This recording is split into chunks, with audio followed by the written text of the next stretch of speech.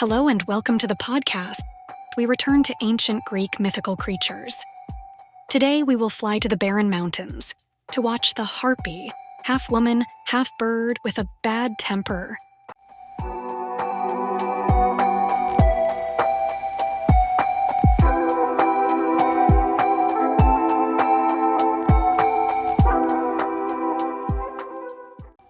In Greek mythology, Harpies are mythical creatures often depicted as birds with the faces of women. The name Harpy derives from the Greek word meaning snatchers or swift robbers. They personify destructive wind forces and are often associated with the spirits of sudden, sharp gusts of wind. Harpies are typically represented as bird-human hybrids, birds with the faces of women, often ugly or haggard in nature. Their bodies are covered with feathers, they possess large wings, and their human faces usually wear an expression of hunger or rage. Sometimes they also have sharp claws to snatch up whatever they desire. In ancient texts, Harpies are often depicted as agents of punishment. They would swoop down and wreak havoc upon those who had incurred the wrath of the gods, carrying evildoers away, or inflicting them with constant, unending torture. One of the best-known stories involving Harpies is the tale of King Phineas of Thrace. Phineas was given the gift of prophecy by Zeus, but he revealed too much of the gods' plans and was blinded as punishment. Furthermore, he was set upon a deserted island with plenty of food that he couldn't eat, because every time he tried, the Harpies would swoop in and steal the food, destroying anything they didn't take. Only when the Argonauts arrived on their quest for the Golden Fleece, the winged Boreads, sons of the North Wind, chased the Harpies away and freed Phineas from his torment. The origins of mythical stories are often difficult to trace. However, many mythological creatures, including Harpies, are likely to have been inspired by real-world phenomena, interpreted through the lens of cultural, religious, and artistic traditions. The most likely explanation is that Harpies were inspired by large birds of prey. Eagles, hawks, and other similar birds can appear fearful and certainly have the capacity to swoop down and snatch away small animals. Early humans, seeing the speed and force with which these birds could take their prey, might have imagined them as supernatural creatures or divine agents capable of snatching away humans. The addition of a human face could have been an artistic choice meant to increase their terror factor, or it might reflect the tendency of humans to anthropomorphize the natural world. As Harpies are often associated with wind and storms in Greek mythology, it's possible that they're personifications of destructive weather events. Their portrayal as snatchers could be reflective of storm and wind's abilities to swiftly whisk away objects, or even people, causing devastation. There's also a possibility that Harpies arose from early misinterpretations or exaggerations of real creatures. For example, one theory suggests that fossils from prehistoric species might have been misinterpreted by the ancient Greeks, leading to myths about giant monstrous beings. Large, oddly shaped bones could have been seen as proof of hybrid creatures, such as Harpies. In medieval times, the Harpies were not forgotten. The Harpies represent insatiable hunger and raw, destructive power. In Dante Alighieri's The Divine Comedy, specifically the Inferno, Dante encounters Harpies in the seventh ring of hell reserved for suicides, referred to as the Wood of the Suicides. Dante and his guide, Virgil, find a dark and twisted forest. The forest is filled with gnarled trees and bushes, which Dante learns are actually the souls of those who committed suicide.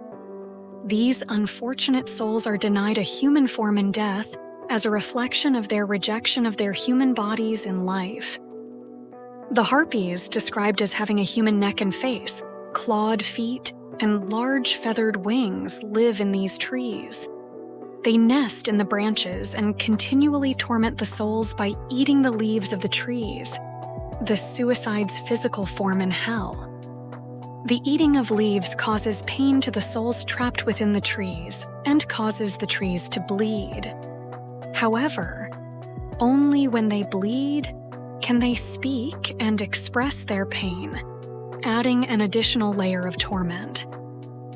The depiction of harpies in Dante's Inferno aligns with their role throughout classical mythology, as embodiments of punishment for those who have transgressed.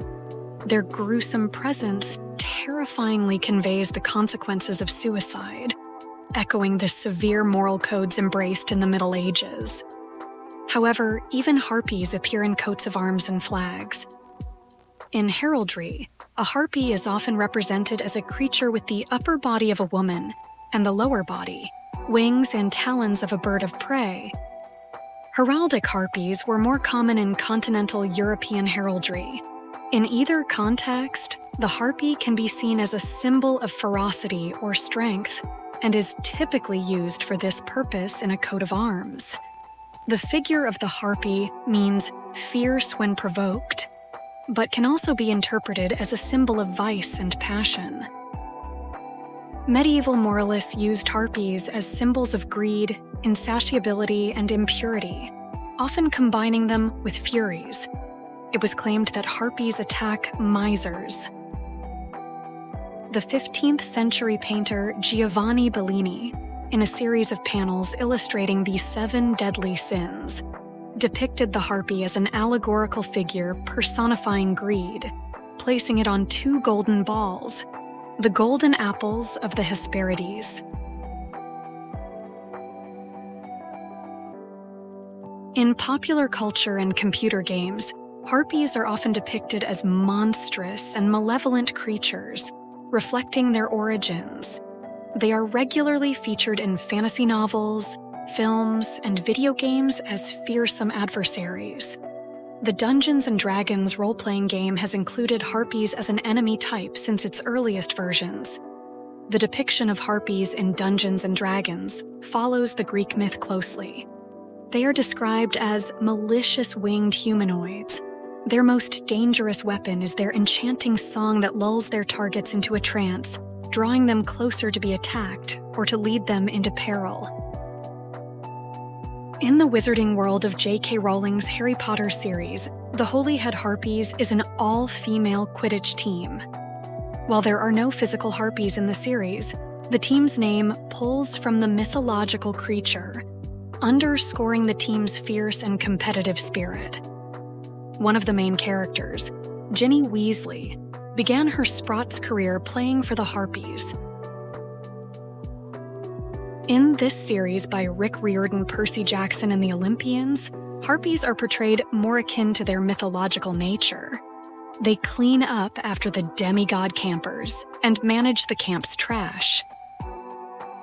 Massively popular World of Warcraft game, harpies are common enemies. They are depicted as fierce, bird-like women and are often a hurdle to overcome in various quests.